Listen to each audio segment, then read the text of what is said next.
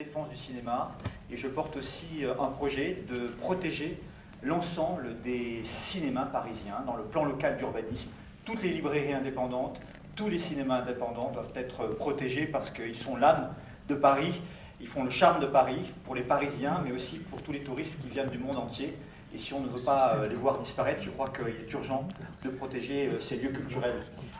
Et je suis très heureux donc d'être ici au Balzac. Alors, dans le temps qui m'est imparti, je vais essayer de dire le maximum de choses. J'aime Paris. Ça commence par là.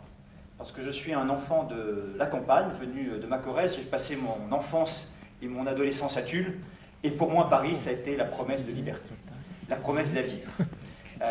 Quand je suis arrivé à Paris, ce que j'ai aimé, justement, c'est les cinémas, les séances après 22h. Ce que j'ai aimé, c'est les théâtres. Moi, je n'avais pas de théâtre. Ce que j'ai aimé, c'est les lumières dans les appartements. C'est les terrasses, c'est la vie. C'est la ville cosmopolite, celle où tout est possible.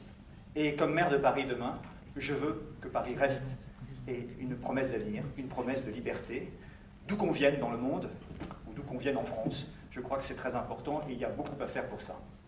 Alors, je suis venu effectivement avec Emmanuelle Hoffmann. Emmanuelle Hoffmann m'accompagne, elle sera la candidate pour la mairie du 16e.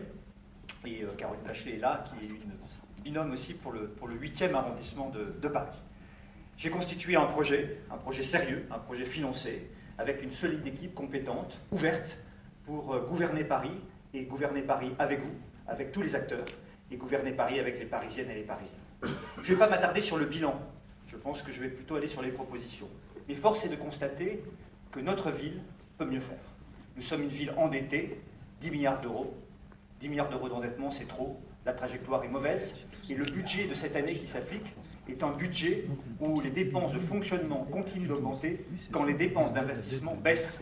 J'appelle ça un mauvais budget. La dette sert à entretenir le train de vie, l'hôtel de ville, plutôt qu'à investir pour l'attractivité, le rayonnement ou la qualité de vie des Parisiens.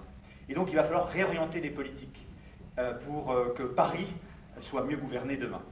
On a un espace public, alors des choses ont été faites, et il faudra en poursuivre. Mais c'est chaotique, c'est la pagaille. Et demain, je veux être le maire anti-pagaille, celui qui va remettre avec son équipe en ordre de marche notre espace public pour qu'il soit moins pollué, moins saturé, moins embouteillé et faire en sorte que chacun trouve sa place, quel que soit son mode de déplacement, quelle que soit sa génération, sa condition sociale ou son quartier. La première des libertés, c'est celle d'aller et venir. Et